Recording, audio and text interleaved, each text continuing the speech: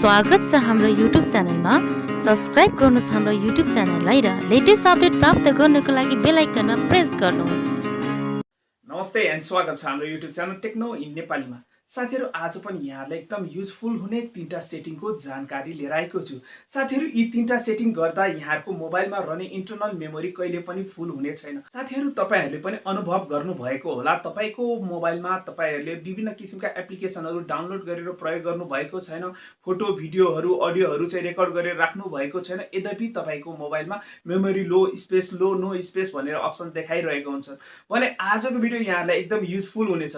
साथीहरू, आजको यी तीनटा सेटिङ गर्दा यी सबै समस्याबाट यहाँहरू मुक्त हुन सक्नुहुनेछ र यहाँहरूले आफ्नो मोबाइलमा रहने इन्टरनल मेमोरीलाई चाहिँ एकदम फ्री राख्न सक्नुहुनेछ। साथीहरू, यो ट्रिक के हो र यसलाई कसरी प्रयोग गर्ने भन्ने जानकारीका लागि म तपाईहरुलाई मोबाइल स्क्रिनतिर लाँदैछु।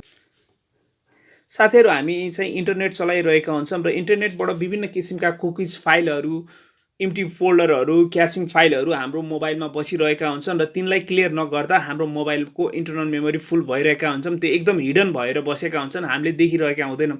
सो त्यसलाई क्लियर गर्नको लागि सबभन्दा पहिला यहाँहरू चाहिँ एउटा सानो एप्लिकेसन आफ्नो मोबाइलमा इन्स्टल गर्नुहोला। साथीहरू, एप्लिकेसनको लागि सबभन्दा पहिला यहाँहरू आफ्नो मोबाइलमा रहेको प्ले स्टोर ओपन गर्नुहोला। प्ले स्टोर ओपन गरिसके पछाडि सर्च बारमा गई एम्प्टी फोल्डर क्लिनर भन्ने एउटा एप्लिकेसन यहाँहरू आफ्नो मोबाइलमा इन्स्टल गर्नुहोला। साथीहरू, यो एप्लिकेसन मैले आफ्नो मोबाइलमा इन्स्टल गरिसकेको छु भने म यसलाई ओपन गर्न जाँदैछु।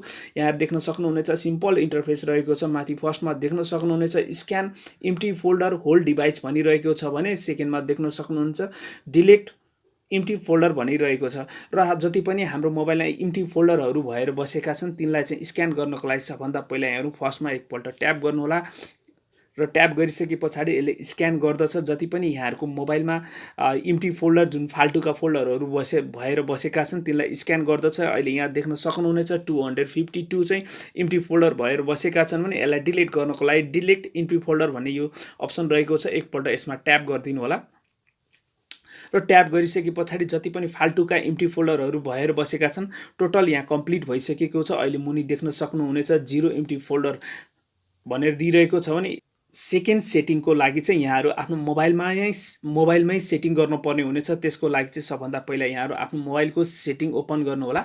सेटिङ ओपन गरिसके पछाडि यो सेटिङमा रहेको सर्च आइकनमा ट्याप गर्नुहोला र स्टोरेज बुस्टर भन्ने यो यहाँहरूको मोबाइलमै रहेको हुन्छ, यसलाई चाहिँ सर्च गर्नुहोला।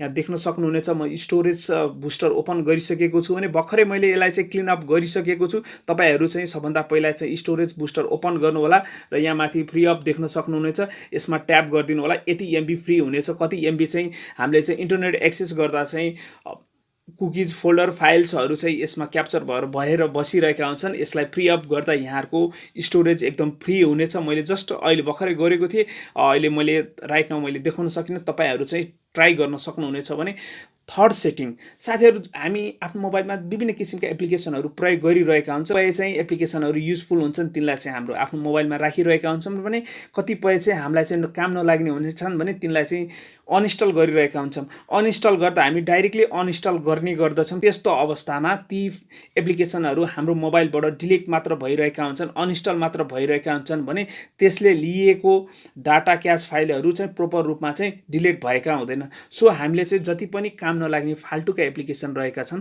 तिनलाई डिलिट गर्नको लागि सबभन्दा पहिला अनइन्स्टल गर्नको लागि सबभन्दा पहिला यहाँहरू आफ्नो मोबाइलको सेटिङमा जानुहोला। सेटिङमा गई एप्समा जानुहोला।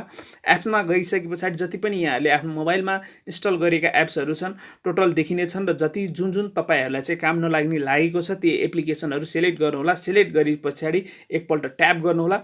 ट्याप गरिसके पछाडि यहाँ माथि देख्न सक्नुहुनेछ अनइन्स्टल फोर्स टु स्टप दिइरहेको छ, मोबाइल डाटा ब्याट्री र स्टोरेज दिइरहेको छ। यहाँहरू चाहिँ स्टोरेजमा जानुहोला। स्टोरेजमा गइसके पछाडि यहाँहरू सबभन्दा पहिला क्लियर डाटा र क्लियर क्याच गरिदिनु होला।